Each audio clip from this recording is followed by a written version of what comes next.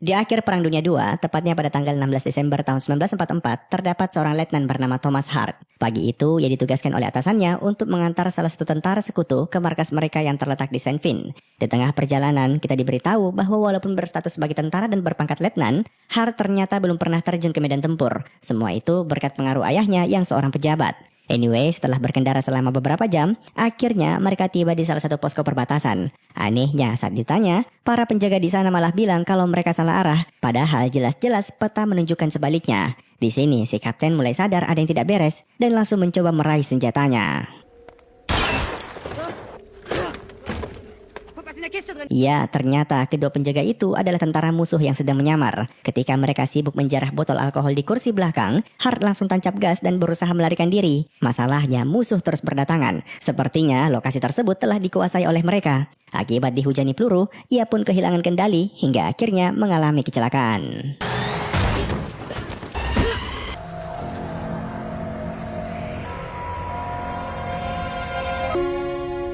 Hart langsung dibawa ke sebuah rumah tahanan untuk diinterogasi. Selama di sana, ia tak berhenti mengalami penyiksaan. Butuh diingat, Hart ini berpangkat letnan, jadi sedikit banyak ia turut serta dalam mengatur strategi perang di wilayah tersebut. Salah satu upaya mereka agar dia membuka mulut adalah mencopot semua pakaian di tubuhnya. Kala itu, suhu bisa mencapai minus 40 derajat Celcius. Dinginnya penjara saja sudah cukup untuk membuat kakinya radang. Show me locations of the fuel dumps.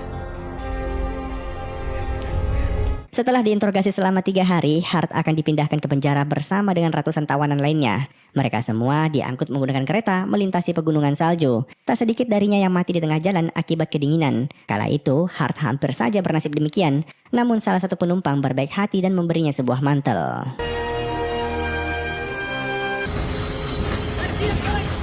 Singkat cerita, kereta pun tiba di salah satu stasiun utama. Tak lama kemudian terdengar suara pesawat melintas. Dan ternyata itu merupakan milik tentara sekutu. Mereka tak berhenti melepaskan tembakan. Masalahnya tak sedikit dari serangan itu yang menghantam gerbong kereta. Hingga menewaskan puluhan tawanan. Jika tak segera kabur dari sana, bisa-bisa nyawa mereka semua melayang. Makanya salah satu di antaranya berusaha keluar lewat jendela dan mencoba membuka kunci gerbong dari luar.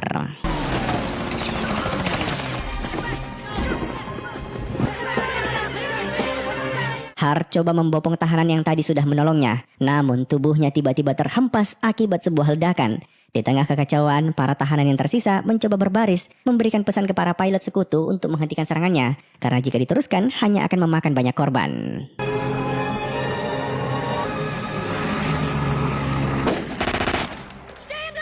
Begitu serangan berakhir, tentara musuh kembali memaksa mereka untuk berbaris. Hart sendiri masih terdiam bisu menatap jasad rekannya. Di tengah duka, tiba-tiba muncul seseorang yang menyarankannya agar mengambil sepatu dan kaos kaki dari jasad tersebut. Soalnya mereka semua akan melanjutkan perjalanannya dengan berjalan kaki.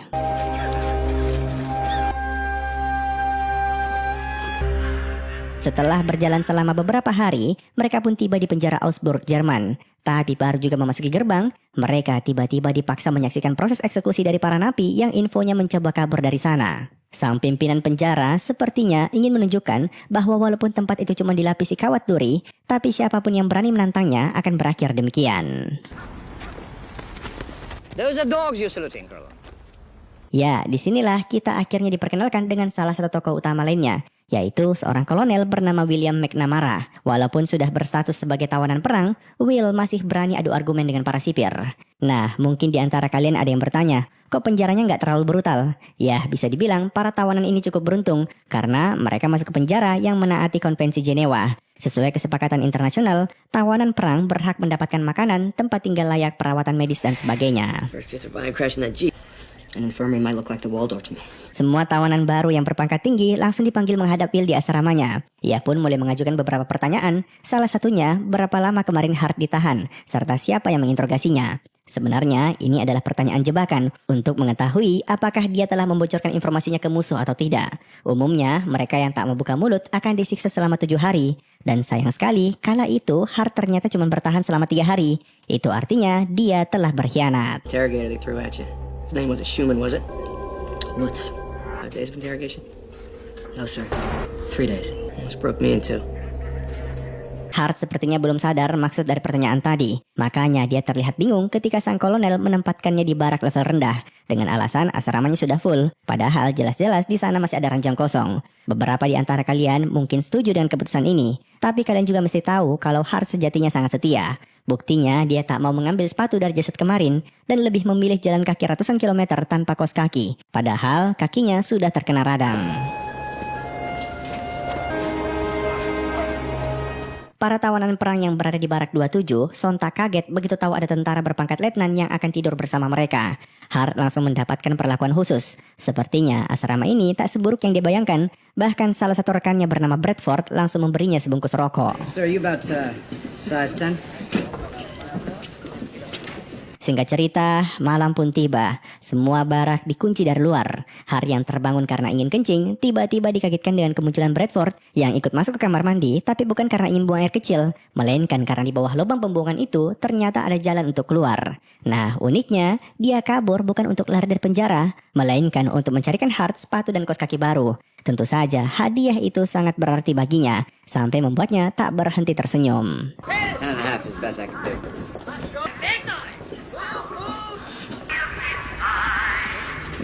Keesokan paginya, saat sedang berbaris di lapangan, mereka dikagetkan dengan kemunculan dua tawanan baru berkulit hitam. Dari pakaiannya, kedua orang ini sepertinya adalah pilot tempur. Nah, masalahnya, di pertengahan tahun 90-an, orang-orang kulit hitam di Amerika tuh masih dipandang sebelah mata. Walaupun sama-sama berjuang untuk membela negaranya, kehadiran dua tentara itu malah dianggap sebagai aib. Kacaunya lagi, sekalipun mereka berpangkat tinggi, Kolonel Will tidak mau satu asrama dengannya, sampai menempatkannya di barak level rendah bersama dengan Hart. Come on in, man. I got 2 more guests. They're gonna live here? Benar saja, baru juga memasuki barak, kedua letnan ini sudah mendapatkan perlakuan tak menyenangkan. Bedford yang harusnya terkenal ramah, langsung bersikap sebaliknya, bahkan tak berhenti melontarkan hinaan, hingga hampir saja terjadi pertikaian. Fair bars don't make you fit to share the same roof with white folks. Singkat cerita, keesokan paginya, Hart coba menegur Bedford atas sikapnya semalam, tapi bukannya mendengarkan nasihat atasannya. Dia malah tak berhenti melontarkan hinaan ke Letnan Scott dan Archer. Bahkan karena Hart terus saja membelanya, ia pun mengancam akan mengurungkan pemberiannya kemarin. Jika memang Hart masih ingin memakai sepatunya, dia harus membayarnya dengan sesuatu yang berharga. What do you want? I'll take you watch. It's gonna buy me a little civility, Sergeant. Selama ditahan di sana, tak satupun orang yang mau mengajak mereka berdua berbicara kecuali Hart. Letnan Scott dan Archer menanggapi situasi ini dengan santai karena sudah terbiasa diperlakukan demikian. Sayangnya, sekalipun sudah bersikap ramah, Bedford masih saja mencari cara untuk menyingkirkannya.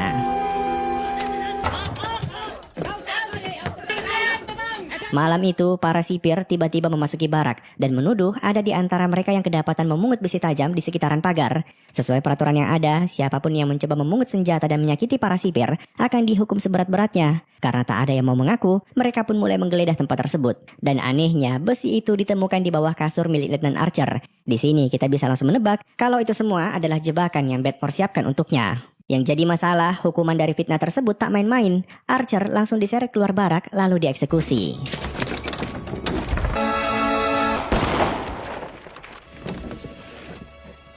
Melihat sahabatnya dibunuh membuat Scott naik pitam. Semua orang di ruangan itu sebenarnya tahu siapa dalang dari fitnah tersebut. Tapi sekali lagi posisinya membuatnya tak bisa berbuat apa-apa. Di lain sisi, Kolonel Will segera datang dan mempertanyakan mengapa para sipir membunuh Archer di tempat. Padahal hukuman atas perbuatannya harusnya tak seberat itu. Disinilah kita diberitahu kalau baik tawanan maupun sipir sepertinya sama-sama tidak suka dengan orang kulit hitam. Get them to this cave. Bullshit. I wasn't trying to escape any more than those Russians you hung the other day. Tak terima dengan alasan yang kepala sipir lontarkan, membuat Kolonel Will semakin penasaran, sampai ingin mencari tahu siapa yang tega menjebaknya seperti ini. Ia pun berencana untuk menginterogasi anak buahnya satu persatu, namun sikapnya itu malah dianggap sebagai pembangkangan oleh sang pimpinan penjara yang bernama Werner. Bahkan mengancam akan menggeledah baraknya. Masalahnya di dalam sana terdapat radio yang diam-diam mereka rakit untuk mendengarkan berita terkait perkembangan perang. Jika barang itu sampai diambil, mereka semua akan kehilangan informasi.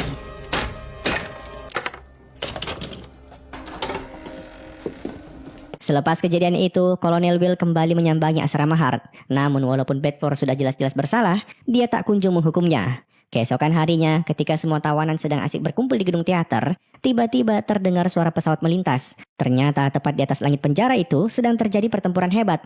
Para tawanan langsung bersorak. mencoba memberikan dukungan ke pilot Amerika yang sepertinya berhasil memenangkan pertempuran. Bedford terlihat sangat antusias melihat pertarungan itu, namun Scott tiba-tiba membisikkan kalau pilot yang dia dukung berasal dari satuannya. Artinya, sama seperti dirinya yang berkulit hitam. Harusnya Bedford malu jika masih bersikap rasis. Hampir saja keduanya bertengkar akibat pernyataan tersebut. Untung saja perhatian mereka tiba-tiba teralihkan akibat menghindari pesawat jatuh yang tepat menghantam pagar penjara.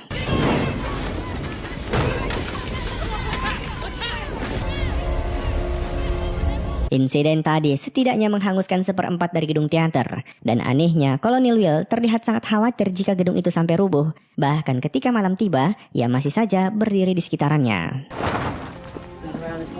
Singkat cerita, ketika semua tawanan sudah tertidur lelap, tiba-tiba terdengar suara. Hart langsung mengecek kasur di sampingnya, dan ternyata Letnan Scott sudah hilang bersama dengan Bedford. Kemungkinan besar mereka keluar lewat jalur di bawah WC. Karena khawatir terjadi apa-apa, ia pun berusaha menyusulnya. Sayangnya, semua sudah terlambat.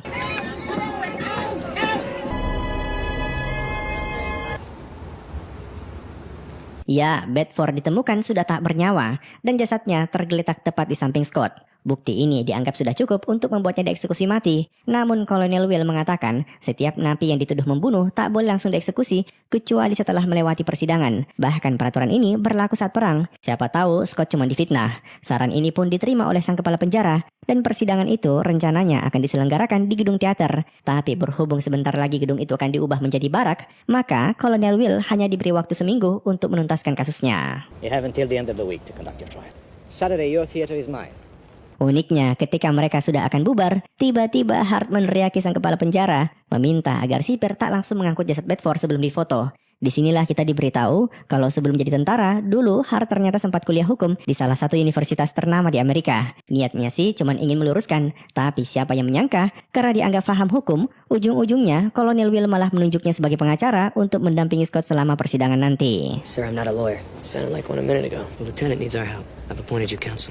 Keesokan paginya, Hart menyambangi Scott dan menyarankan agar dia mengakui pertarungannya semalam sebagai upaya membela diri. Namun saran itu seakan-akan penghinaan baginya. Sepertinya semua orang sangat yakin jika pembunuhnya adalah dia. Padahal faktanya, Scott tak menyentuhnya sama sekali, apalagi sampai berkelahi dengannya. Di sini kita dibuat bingung, jika perkataannya terbukti benar, lantas siapakah yang membunuh Bedford sebenarnya?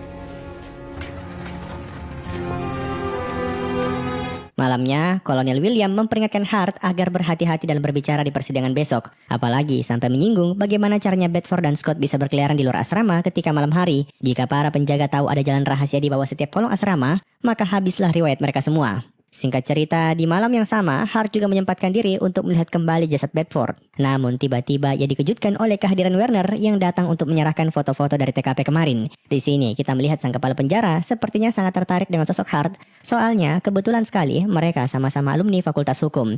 Walaupun Werner berstatus sebagai musuh, tapi dia bersedia membantu Hart dalam mengungkap kasus pembunuhan ini. Truly. Keesokan paginya, sidang pun digelar. Satu persatu para saksi dipanggil ke depan untuk menceritakan kronologi kejadian kemarin. Intinya, tak satupun dari mereka yang benar-benar menyaksikan bagaimana Letnan Scott membunuh Bedford, menandakan bisa saja pelaku sebenarnya masih belum ditangkap. Sayangnya, semua fakta itu hancur berantakan ketika salah satu sahabat Bedford maju ke depan dan memberikan kesaksian palsu, mengatakan bahwa dia melihat jelas bagaimana Scott membunuhnya saat mengintip lewat jendela. Padahal jelas-jelas malam itu Webb berdiri tak jauh dari Hart, jadi nggak mungkin dong dia bisa melihat apa yang terjadi di luar asrama. Tapi lucunya, semua orang tetap saja mempercayai omongannya. I was standing right beside Sergeant Webb at the exact time of the murder. As to the consequences of perjuring himself in a court-martial. Sit down, please. Begitu persidangan berakhir, Hart langsung mengajak Webb berbincang empat mata dan menanyakan kenapa dia tega berbohong. Tapi seperti yang kalian lihat, namanya orang sudah dendam, ya sama saja seperti orang buta arah. Rela melakukan apa saja demi menghabisi lawannya, apalagi cuma memberikan sumpah palsu. Why are you so bent about that flying bellhop anyway? You didn't see what happened any more than I did. I didn't have to.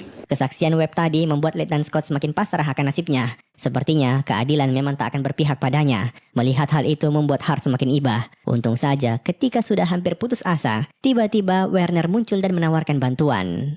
That was quite a beating you took today. Colonel, I have witnesses to prepare for. Yes. Hart dipanggil menghadap tak lain karena Werner ingin memberikannya sebuah buku berisikan kumpulan undang-undang peradilan militer. Jika Hart membaca buku itu dengan seksama, ia akan menemukan banyak celah untuk menyelamatkan nyawa kliennya besok. Sekali lagi, kita dibuat takjub dengan sosok Werner. Sekalipun tentara Jerman, dia bisa bersikap sangat bijaksana. Mungkin karena sudah mengabdi di militer selama puluhan tahun, jadi paham kalau perang ini tak lebih dari bentrokan antar penguasa. Sebagai sesama manusia, setidaknya mereka harus saling menolong satu sama lain. Enjoy the manual.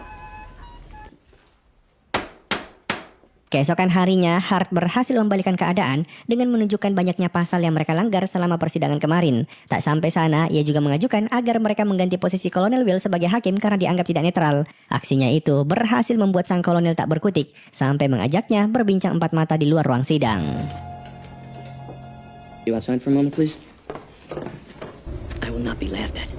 Not by him. Sebenarnya, Kolonel Will marah bukan karena Hart berhasil mengalahkannya dalam adu argumen, melainkan karena tak senang melihatnya menerima bantuan dari sang kepala penjara. Butuh diingat, walaupun berstatus sebagai tawanan, mereka tak boleh bekerja sama dengan pihak musuh dalam hal apapun. To participate in these proceedings. Is that clear? Malamnya, Kolonel Will mendatangi kediaman Werner. Kala itu, sang kepala penjara sepertinya dalam kondisi mabuk berat.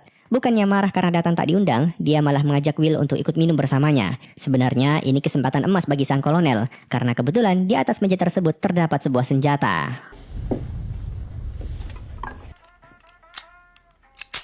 Got another one of these around here somewhere.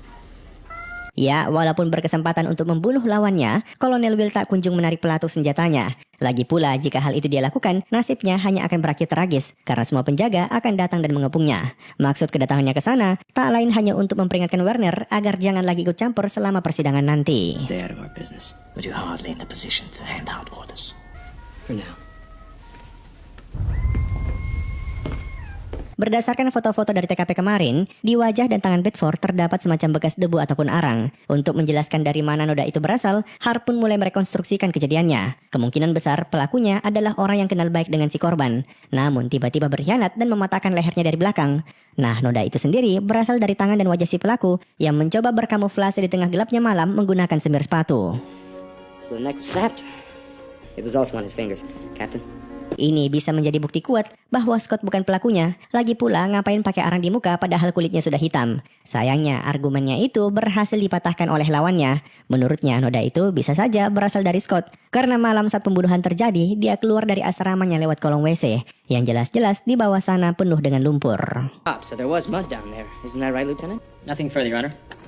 Di momen ini, Scott langsung sadar kalau persidangan tersebut sepertinya bukan untuk mencari keadilan, melainkan hanya prosedur standar agar orang-orang bisa menjadikannya sebagai kambing hitam. Aneh rasanya, dia pikir pangkat dan jabatannya selama di militer akan mengubah persepsi orang-orang tentangnya. Tapi ternyata sama saja. Disinilah ia menyadari betapa rasisnya warga negaranya sendiri. We served our country, sir. And what you let happen to him? And so is this. Malam itu, Hart tak bisa tidur karena teringat sesuatu. Jadi, beberapa hari sebelum Bedford dibunuh, ia sempat melihatnya diam-diam menyimpan sesuatu di balik kayu yang terletak tepat di samping ranjangnya. Dan begitu diperiksa, isinya ternyata... Keesokan harinya, Hart tiba-tiba meminta Werner agar mau jadi saksi di persidangan. Permintaan itu pun diterima dengan senang hati, bahkan dia terlihat cukup antusias. Namun siapa yang menyangka tujuan Hart memanggilnya ke depan tak lain untuk mengkonfirmasi apakah selama ini Bedford bersekongkol dengan anggotanya atau tidak. Karena di samping kasurnya ditemukan uang kas serta paspor kewarganegaraan Jerman. Barang-barang itu tak mungkin ia dapatkan dari sesama tawanan. Mungkin inilah alasan mengapa para sipir kemarin juga bersedia bekerja sama dengannya dalam menjebak Letnan Archer. Sebagai imbalan karena sudah membantunya, Bedford kemudian memberikan informasi di manakah radio Kolonel Will disembunyikan. Pantas saja para sipir bisa langsung menebak di mana barang itu disembunyikan. The idea how he may have gotten these items, sir. His Colonel, Vic Bedford traded with you and your man Reagan. Lieutenant Archer was executed in return for information. Argumen tersebut sayangnya belum cukup kuat, karena jika memang para sipirlah pelakunya, ngapain mereka bunuh Bedford pakai tangan kosong? Apalagi sampai harus memakai semir sepatu di pipi maupun tangannya. So even I wanted to kill one of my prisoners. Blacken our faces to do it. Singkat cerita, karena tak bisa tidur, malamnya Hart memutuskan menyelinap keluar asrama, mengikuti jejak rekan-rekannya yang memang setiap malam sering keluyuran. Begitu ditelusuri, ternyata mereka semua masuk ke gedung teater, lebih tepatnya ke ruang gudang. Pertanyaannya, apa yang orang-orang itu lakukan di sana? Dan disinilah akhirnya kebenaran terungkap. Ternyata di balik lantai tersebut terdapat sebuah proyek rahasia. In the corner, man.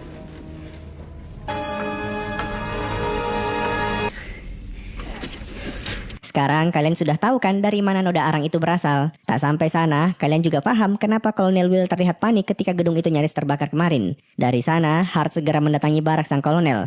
dan kala itu anggotanya terlihat sedang membuat paspor palsu, sama seperti yang Bedford miliki. Di sini kita akhirnya dijelaskan semuanya. Pertama, orang yang membunuh Bedford sebenarnya adalah Kolonel Will. Tak lain karena dia nyaris membocorkan rahasia terowongan kemarin ke para penjaga. Teorinya di persidangan tadi siang sudah nyaris benar. Selama ini Bedford memang berada di dua pihak. Cuman baru mereka sadari ketika dia bekerja sama dengan para penjaga untuk membunuh Letnan Archer. With this operation in any way, I'll kill you too. The war's at the front, Colonel. We're not even in it anymore. Speak for yourself. Alasan mengapa mereka memfitnah Scott sebagai pembunuhnya tak lain untuk mengulur waktu. Seandainya sidang ini tak dilaksanakan, maka gedung teater itu akan dirubuhkan sejak minggu lalu. Lagi pula tujuan utama dari misi ini bukan hanya untuk kabur dari penjara, melainkan untuk menghancurkan pabrik amunisi yang lokasinya terletak tepat di samping penjara. Suka tidak suka, nyawa Scott harus dikorbankan supaya pasukan sekutu bisa memenangkan pertempuran di wilayah tersebut. You sacrifice to take out that target, then that's the way it has to be. And don't worry, I'll play my part.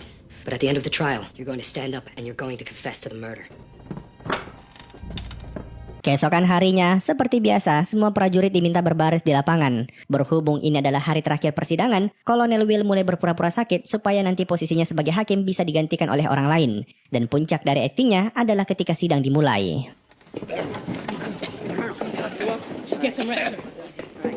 Hart sebenarnya sangat kesal karena Kolonel Will tega mengorbankan nyawa anggotanya tanpa memberitahukan alasannya secara langsung. Makanya begitu ada kesempatan ia mengajak Scott berbincang empat mata dan mulai menceritakan kronologi dari semua permasalahan ini. Yang bikin takjub, bukannya marah karena sudah difitnah, Scott malah merasa lega, bahkan ikhlas jika harus berkorban untuk teman-temannya. Dia cuma berpesan supaya Hart menyampaikan kebenaran kisah ini ke putranya sebagai bukti bahwa ayahnya mati sebagai pahlawan. Lincoln, if you stay, you'll be convicted. Listen to me, please. Everything's fine, Tommy. Just as long as he knows what happened here. Hart sempat terdiam bisu, tak menyangka jika Scott akan menanggapi kebenaran tadi dengan lapang dada. Singkat cerita, persidangan pun dilanjutkan. Namun di saat yang sama, anak buah Kolonel Will mulai mempersiapkan pelariannya. Akhirnya mereka berhasil menggali lubang sampai melewati pagar penjara. Tapi demi menghindari pantauan penjaga, mereka baru akan kabur ketika hari sudah gelap. The capital charge requires that we put aside our past, and he had an animus for the victim which was confirmed. Di penghujung sidang, Hart dipersilahkan memberikan pembelaan terakhirnya. Di sini, ia berpidato panjang lebar mengenai banyak hal. Secara tidak langsung, hal itu dia lakukan guna mengulur waktu. Soalnya, 35 anggota Kolonel Will tak bisa kabur secara bersamaan. Nah, uniknya, di ujung persidangan, Hart tiba-tiba memutuskan untuk menyelamatkan Letnan Scott dengan mengatakan kalau dialah yang membunuh Bedford. I did. I killed Vic Bedford, sir. Werner sontak marah. Dia merasa dihianati. Tanpa basa-basi, para sipir langsung diperintahkan agar menyeret Hart keluar untuk dieksekusi. Semua sipir maupun tawanan di penjara tersebut langsung dikumpulkan untuk menyaksikan proses eksekusi. Namun salah satu penjaga tiba-tiba mengadu, mengatakan kalau sesuai hitungannya ada 35 orang yang tidak ikut berbaris malam itu. Anehnya lagi, di antaranya adalah Kolonel Will. Di sini Werner langsung curiga, apalagi tadi dia sempat mendengar ada suara keras dari balik pintu gedung teater.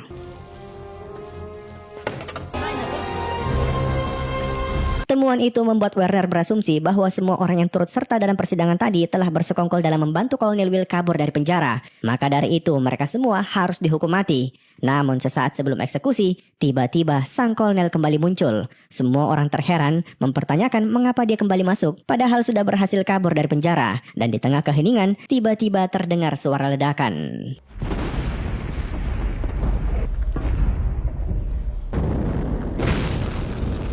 Ya, pabrik amunisi itu mereka hancurkan dalam sekejap mata. Sang kolonel telah berhasil menjalankan misinya. Saat ini dia kembali tak lain untuk menebus kesalahannya, sekaligus menawarkan agar Werner mengampuni nyawa anak buahnya. Sejatinya mereka tak bersalah karena hanya mengikuti perintah. Sebagai gantinya, dia pun menawarkan agar para sipir membunuhnya saja. And now you wish to trade your life for theirs. Kolonel Will tewas di tempat. Para tawanan langsung memberikan penghormatan terakhir. Mereka tak menyangka jika sang kolonel akan bertindak sejauh ini demi negaranya. Tapi sikap Werner juga patut diacungi jempol, karena sekalipun kesal, ia tetap menepati janjinya dengan mengampuni nyawa tawanan yang tersisa. Yang sangat disayangkan, 3 bulan setelah insiden tersebut, Perang Dunia II pun berakhir. Yang menjadi pertanyaan, apakah upaya Kolonel Will sia-sia atau tidak? Coba kalian komen di bawah. Dan dengan begitu, film